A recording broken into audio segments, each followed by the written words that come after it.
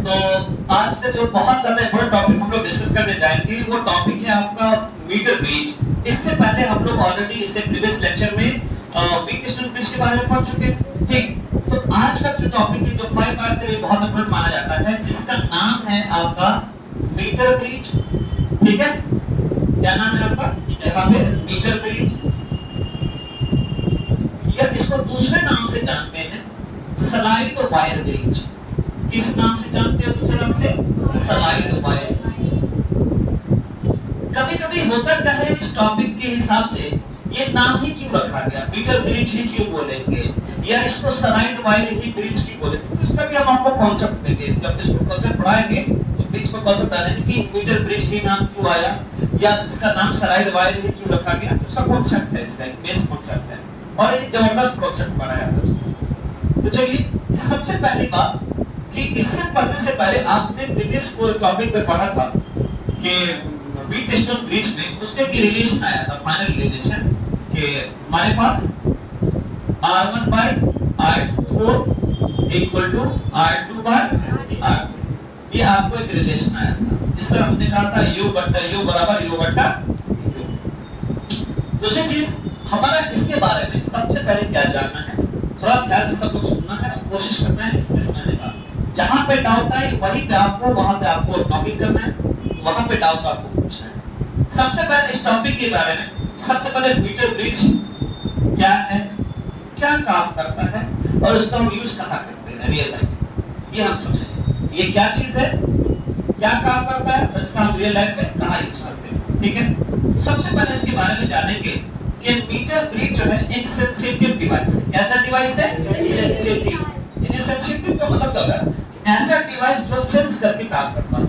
जैसे आप देखते होंगे कि हम लोग जैसे किसी बड़े मॉल में या किसी एयरपोर्ट पे, बड़े एयरपोर्ट पे, इंटरनेशनल एयरपोर्ट पे जो देखते होंगे कि आप जब जा रहे होते हैं गेट के पास तो ऑटोमेटिकली गेट अनलॉक हो जाता है और वो मूव खुलने लगता है, होता कि नहीं होता है? और देखते होंगे कि जब आप गेट को पास कर जाते हैं तो फिर ऑटोमेटिक बंद हो जाता है। वो ऐसा क्यों होता है? क्योंकि वो जो है आपको वहां पे जो डिवाइस लगे होते हैं वो सेंसिटिव डिवाइस लगे होते हैं जो आपको सेंस करता है और ऑटोमेटिकली वो गेट खुल जाता है। तो वहां पे उस तरीके में हम लोग इस टाइप के सर्किट का इस्तेमाल करते हैं, इस तरीके का डिवाइस का इस्तेमाल करते हैं। तो ये एक ऐसा डिवाइस है, यह एक सेंसिटिव डिवाइस है। कैसा डिवाइस है दोस्त? सेंसिटिव डिवाइस है। ये तो समझिए क्या चीज है, ये सेंसिटिव डिवाइस। अब इसका काम क्या है?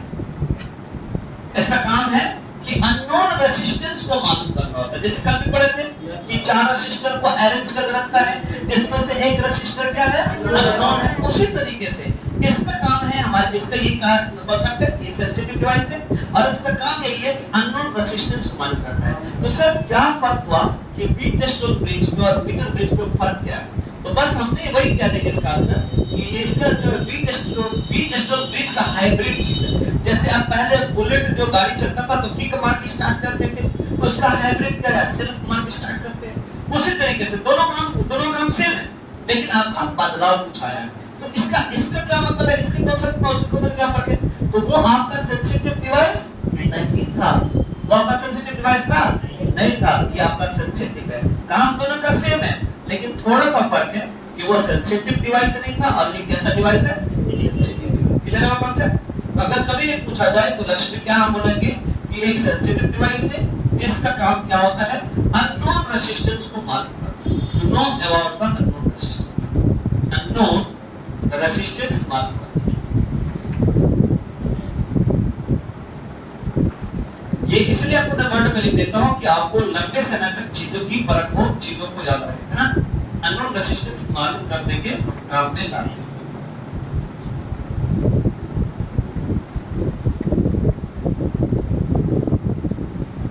ठीक है, तो हम लोग क्या है मीटर ब्रिज के बारे में समझते हैं। आगे चले, इसमें कोई डाउट्स है?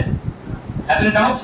डाउट नहीं तो फिर चलते हैं आगे। अगला इसके बाद है कि आप कल भी समझे कि पहले इसके बारे में जानेंगे, फिर उसके बाद प्रिंसिपल के बारे में जानेंगे, फिर कंस्ट्रक्शन के बारे में जानेंगे, फिर उसके वर्किंग एक्सप्रेशन को समझेंगे। तो इसका अब नेक्स्ट स्टेप क्या आएगा आपका? प्रिंसिपल। आप प्रिंसिपल का मतलब कल समझाए थे ना, क्या होता है? किसी को फॉलो करना या किसी न किसी का वर्क करना। ठीक, तो ये किसको फॉलो करेगा, ये किस पर काम करेगा, ये व्हीटस्टोन ब्रिज के प्रिंसिपल पर काम करेगा, यानी कि ये किस पर काम करेगा, व्हीटस्टोन ब्रिज। ये मीटर ब्रिज जो है किसके ऊपर काम करता है, व्हीटस्टोन ब्रिज, यानी इसका जैसा काम फंक्शन हो वैसा फंक्शन इसका भी होगा, यानी इसको फॉलो करेगा व्हीटस्टोन ब्रिज। ठीक है, समझ आया बात। अच्छा, व्हीटस्टोन ब्रिज किस पे फॉलो करता है, किरचॉफ लॉ पे। तब से ये क्लियर हुआ अपने पर, इन दोनों टॉपिक पे कोई डाउट है, नहीं डाउट है। चलो अब हम लोग क्या काम करेंगे, कंस्ट्रक्शन का काम करेंगे।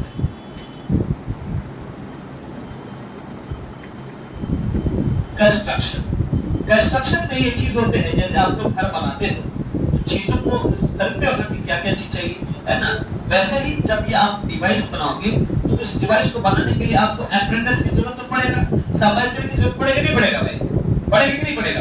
ठीक है, तो यहाँ पे कंस्ट्रक्शन जो बनाएंगे तो हमें चीजें लेना पड़ेगा। तो साइंटिस्ट जो है उन्होंने क्या किया, 1 मीटर का वायर ले लिया, क्या लिया, 1 मीटर एक वायर ले लिया। ठीक है, जो ले रहे हैं उसको हम समझाएंगे, 1 मीटर वायर। दूसरी बात और क्या लिया उसने, आपको जो स्ट्रिप्स लिया, क्या लिया, स्ट्रिप्स।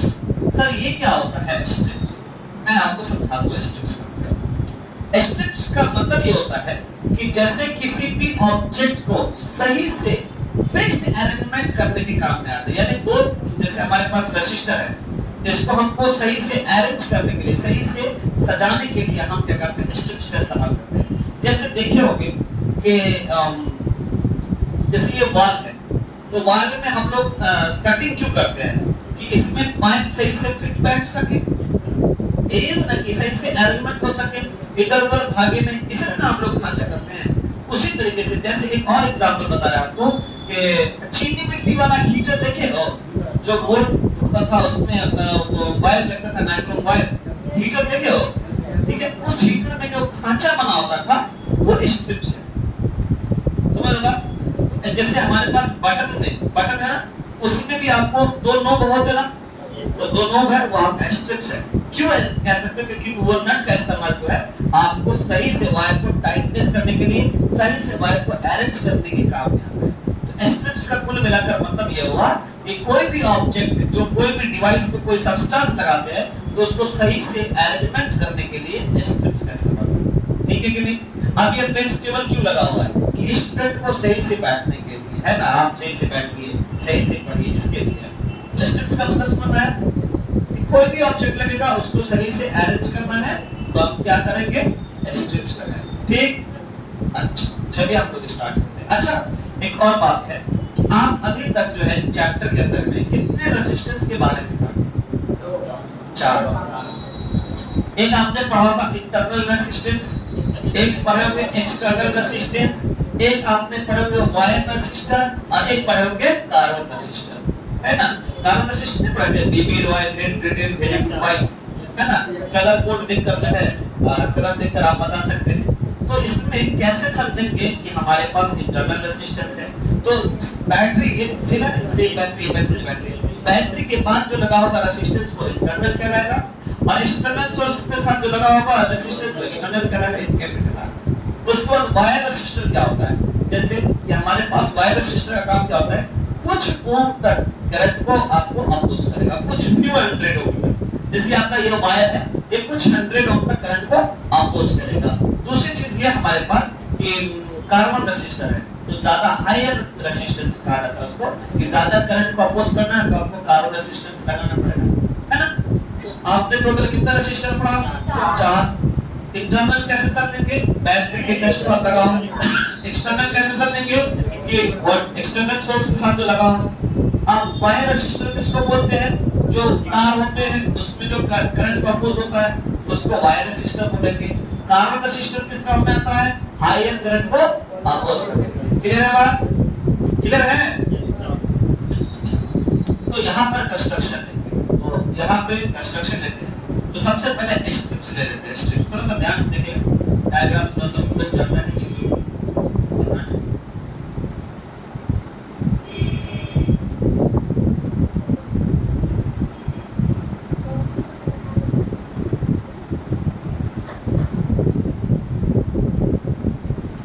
ये आपको जैसे होता है बटन से नट होता है ना टाइप करने के लिए, वो इसका बिग पॉइंट है।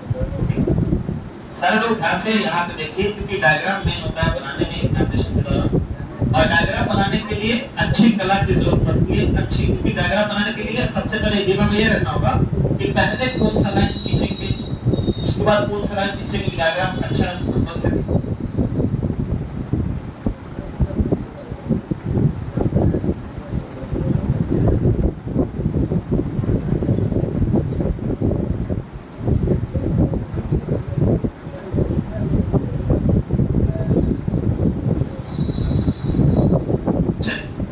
अब देखिए ये आपका ये क्या चीज है, स्ट्रिप्स है।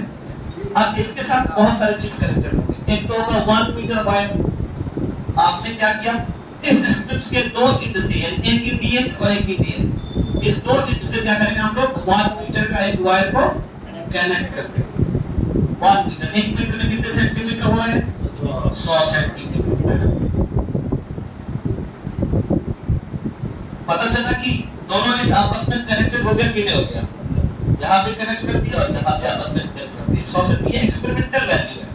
आप जब एनसीईआरटी खोलोगे पढ़ोगे तो लिखा होगा कि टेक 1 मीटर वायर, ठीक है, connected with 2 ends of strips, ये लिखा होगा।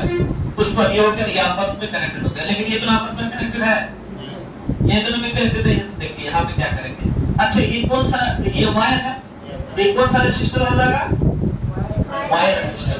अब यहाँ पे देखिए हम लोग काम कर रहे हैं, ये आपका हो गया कार्बन रेसिस्टर।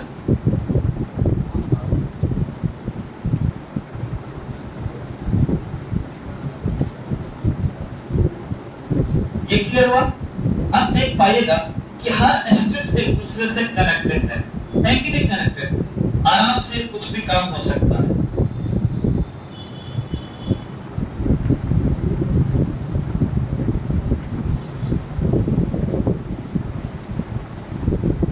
अच्छा एक बात बताओ कि ये जो आपने रेसिस्टर सब लगाया है, इसका काम क्या है, करंट को अपोज करने का काम है।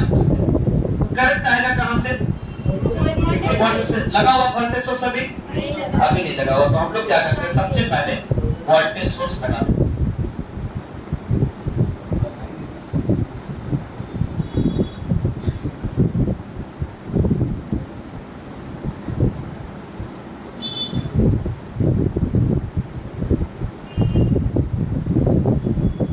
आपने क्या किया, एक वोल्टेज सोर्स कर दिया, कनेक्ट कर दिया, ठीक है, ये आपका बन गया मीटर ब्रिज। अभी भी कंप्लीट नहीं बनाया, अभी तक जो डायग्राम बनाया वो यहाँ पर क्लियर है कि नहीं।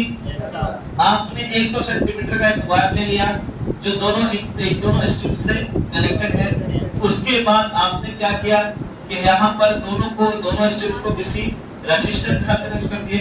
तो ये भी रेसिस्टर है, ये भी रेसिस्टर है, ये सब भी रेसिस्टर है, लेकिन कैसा रेसिस्टर है, ये वायर रेसिस्टर, और ये कैसा रेसिस्टर है, कार्बन रेसिस्टर है। अब यहाँ पे वोल्टेज कनेक्ट कर दिया। वोल्टेज जैसे ही कनेक्ट करेंगे तो नॉर्मल सी बात है, करंट क्या होगा, पास करेगा, ये आपका डी पॉइंट, ठीक है। और अच्छा वो फंक्शन बाद में देखेंगे। अब इसके साथ हमने क्या किया, थोड़ा सा ध्यान से देखना, इसके साथ क्या कर दिया हमने, गैल्वेनोमीटर लगा दिया, गैल्वेनोमीटर लगा दिया। अच्छा एक बात बताइए कि गैल्वेनोमीटर लगाए तो सीधा सीधे लगा देते, यानी ऐसे आपका ये डी पॉइंट है और आपका ये वाला लाइन है, आप सीधा सीधे क्यों नहीं लगा दिए कि आपने ऐसा वायर ऐसा कर दिया, ठीक है। तो ये पॉइंट को बोलते हैं की पॉइंट। सवाल ये है सर कि डायग्राम ऐसा ही क्यों बना है कि नहीं, सवाल है कि नहीं, इसी से मालूम चलेगा इसका नाम कैसे ये हो गया। एक तो यह कि मीटर ब्रिज क्यों बोलेंगे, क्योंकि इसके अंदर में 1 मीटर वायर का इस्तेमाल रखा है, इसीलिए हम इसको मीटर ब्रिज बोलेंगे। लेकिन दूसरा जो नाम है सलाइड वायर ब्रिज, इसको सलाइड वायर क्यों कहा गया, समझिएगा। एक सवाल ये हो गया सलाइड वायर क्यों कहा गया। दूसरा सवाल ये होगा कि आप जो यहाँ पे जो डी से आप किसी वायर में कनेक्ट किए, तो ये ऐसे डायग्राम क्यों बनाए, गैल्वेनोमीटर को ऐसे क्यों डिजाइन बनाए, जिस पॉइंट को बोलते हैं की पॉइंट या बैलेंस पॉइंट बोलेंगे या जॉकी पॉइंट बोलेंगे। जॉकी मतलब जे से स्टार्ट हुआ, यानी जॉकी मतलब जे ऐसे स्टार्ट। होगा कि नहीं होगा? तो इस पॉइंट को जॉकी पॉइंट क्यों बोलेंगे? इसी से पूरा पोल खुल जाएगा कि ये क्यों इसका नाम सलाइड रखा गया। सवाल समझ में आया आप लोग को कि हम लोगों ने सबसे पहला है कि मीटर ब्रिज क्यों नाम आया? तो ये तो आसान है कि भाई 1 मीटर वायर लिए इसके नाम मीटर ब्रिज हो गया। लेकिन सलाइड वायर क्यों आया? तो इस सवाल के पीछे एक गहरा राज छुपा है और उस राज का नाम क्या है कि यहाँ पर आपने डी पॉइंट से किसी वायर ने कनेक्ट किए हैं। ये गैल्वेनोमीटर जो कनेक्ट की वो ऐसा ही डिजाइन कनेक्ट की जो चौकी जे टाइप का लग रहा है। ये जे लग रहा है कि नहीं लग रहा? हम ऐसा नहीं करेंगे। आप सीधा सीधी भी तो कर सकते थे। तो सीधा सीधी में नुकसान आपका होता, काम नहीं करता। क्यों? समझिए गैल्वेनोमीटर का काम क्या होता है कि करंट के रिफ्लेक्शन को मापना, मेजर करना या ब्रिज को बैलेंस करना। तो चलिए इसका जवाब बता रहा हूं मैं कि जॉकी क्यों लग रहा है। तो आप जैसे मान लीजिए ये 1 मीटर वायर है, 1 मीटर वायर है, 1 मीटर वायर है। ये चलाओ बात में ये बाद में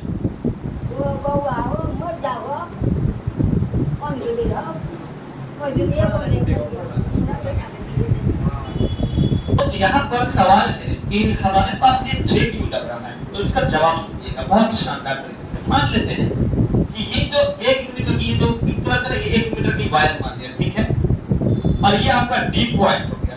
तो आपको इन दोनों के बीच में गैल्वेनोमीटर लगाना है कि भाई आपको देखना है कि भाई कैसा ऐसा हो रहा है। तो आप क्या करेंगे कि एक लंबी वायर लेंगे, ठीक है, लंबी वायर लेंगे और वो लंबी वायर लेंगे तो आप क्या होगा कि सीधा सीधा तो कनेक्ट नहीं होगा, वो थोड़ा तो लूज तो होगा ना। अब सर लंबी वायर ही क्यों लिया?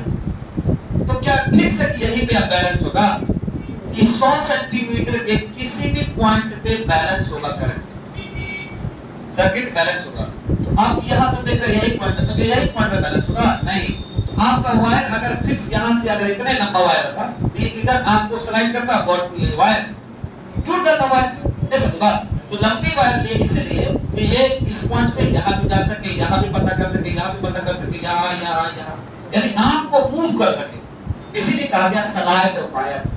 नाम पता चला कि नाम क्यों रखा गया स्लाइड। ये क्लियर हुआ कि लंबी वायर लेंगे ये आपको पूरे 100 सेंटीमीटर में कहीं पे भी आपका सर्किट बैलेंस हो सकता है।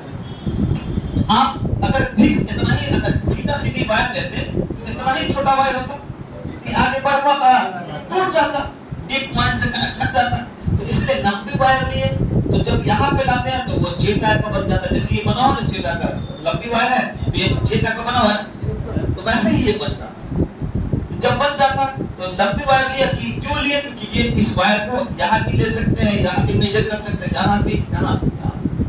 इसलिए जब यहाँ पर आता है तो लूज बन जाता है, जिसको बोलते हैं चौकी वायर, की पॉइंट। क्लियर हुआ बात? और स्लाइड वायर भी नाम रखा गया, कहीं पे भी आप मूव करवा सकते हैं। क्लियर है कॉन्सेप्ट?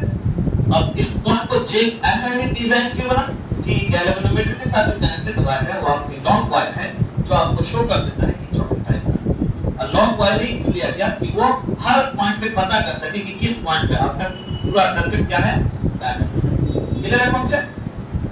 अच्छा, डायग्राम हमारा कंप्लीट बन गया है। नाम लिख देते हैं। ए पॉइंट इसको बोलेंगे, इसको सी पॉइंट बोलेंगे, बी और डी। कितना पॉइंट है टोटल? 4 पॉइंट। अच्छा, इस डायग्राम में किस जगह पर आपको बैलेंस लगा है? बी पॉइंट पे। ए से बी की कितना दूरी हो गया? हमने मान लिया कोई लेंथ है 10 सेंटीमीटर 20 सेंटीमीटर कुछ। ये आपका वायर है, ये वायर रेसिस्टर है, ये कार्बन रेसिस्टर है। कितना पॉइंट पे है? तो हमने मान लिया n दूरी पे ये बैलेंस पकड़ रहा है ना। ये चेंज भी हो सकता है। तो यहाँ से यहाँ की दूरी क्या हो जाएगा? 100 में से इतना माइनस कर दीजिए, क्या 100 माइनस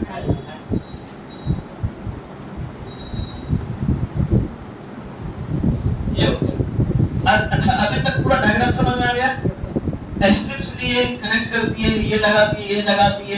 ये लंबाई वायर क्यों लिए? क्योंकि आराम से इस पॉइंट को इधर भी ले जा सकते हैं, इधर भी, इधर भी, इधर भी। इसलिए इसको कहा गया स्लाइड वायर। लंबी वायर लेने का फायदा ये है, इस पर लंबी वायर लेंगे तो कनेक्ट करो तो लूज लटक जाएगा, तो लटकेगा, आप कनेक्ट कर देंगे तो आपको चेन टाइप का हो जाएगा। बस बहुत आसान। तो अब देखिए, अब ये मीटर ब्रिज किसको फॉलो करता है? वीटस्टोन ब्रिज को।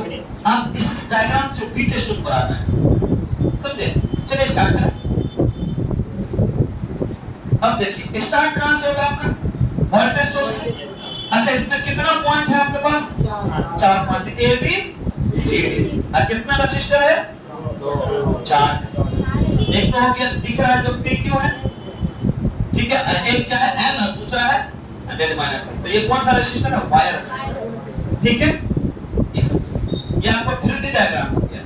आप सर्किट डायग्राम बनाते हैं। देखिए वोल्टेज से स्टार्ट हो तो 4 पॉइंट आप ले लीजिए। सबसे पहले आप 4 पॉइंट लीजिए, 1 2 3 और 4। आपने 4 पॉइंट लिए, ठीक है। आपने मान लिया ए, इसको मान लिया बी सी और 4 पॉइंट। अच्छा एक बात बताएं कि यहाँ वोल्टेज सोर्स है, ये वोल्टेज सोर्स जब करंट पास करेगा तो कहां पहुंचेगा? एक पॉइंट पे। आपने क्या किया? वोल्टेज सोर्स आपने दिया, ये वोल्टेज सोर्स निकलेगा तो ये कहां जाएगा? ए। ठीक है ना बात? प्लस प्लस से निकला एक, प्लस से निकला कहां जा रहा है? जब ए पर पहुंचते हैं तो कितना रास्ता है? 2 रास्ता। एक जो है बी पॉइंट पे जा रहा है और एक जो है कहां जा रहा है आपका? D point. डी पॉइंट अब पॉइंट देखना है, अब बस 4 ही पॉइंट है। एक यहां से जब करंट पास हुआ तो ए पे आया। ए से 2 रास्ता है, एक इधर जा रहा है बी पे और एक इधर जा रहा है इस रास्ते से, इस रास्ते। तो 2 रास्ता, एक जा रहा है बी पर, है ना, एक जा रहा है किस पर? बी पर। एक जो है ए से कहां जा रहा है? बी पर। ए से बी के बीच में कौन है? एल।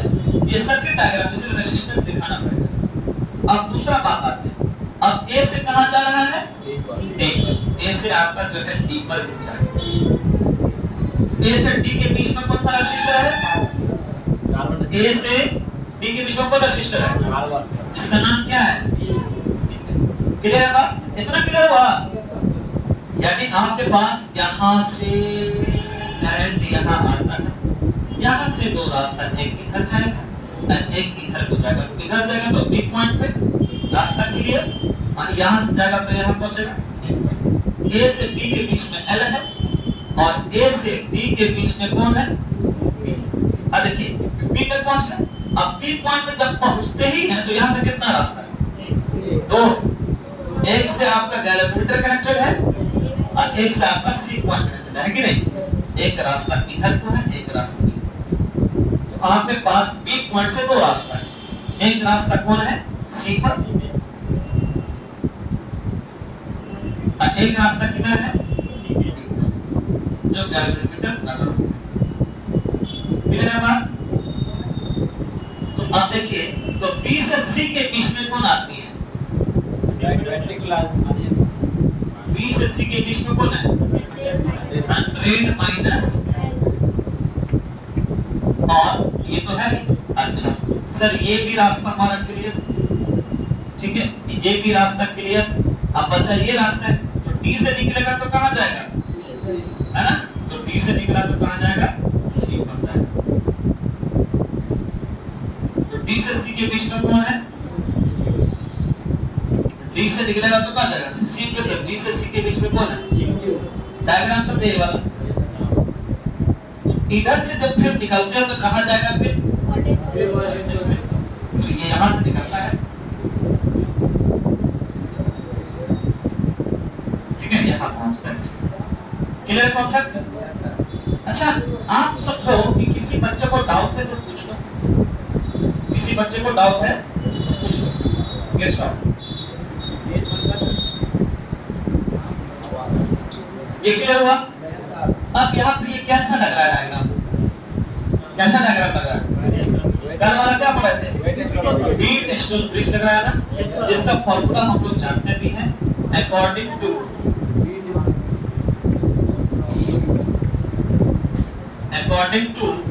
हीट स्टोन ब्रिज, जिसका फॉर्मूला क्या आया था बाबू?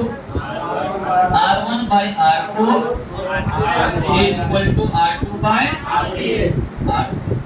अब देखिए आपने डायग्राम में R1 किसको माना था? इसको R1 माना था, इसको R2 माना था, R3 माना था और R4 माना। सबकी वैल्यू बस पुट कर देंगे। तो क्या हो जाएगा, R1 की वैल्यू कितना है, L है, R4 की वैल्यू कितना है, 8 माइनस L, R2 की वैल्यू कितना है हमारे पास, और R1 की वैल्यू कितना है, 8 हो गया आंसर। क्लियर हुआ बात? तो ये आपका जो है हमारे पास एक कंप्लीट कॉन्सेप्ट हुआ मीटर ब्रिज का। समझ रहे हो बात? तो यहाँ पर हम लोग को जितना भी है मामला समझना है, ठीक? तो इसमें जो भी डाउट आएगा आप कमेंट में सेक्शन में बात करेंगे।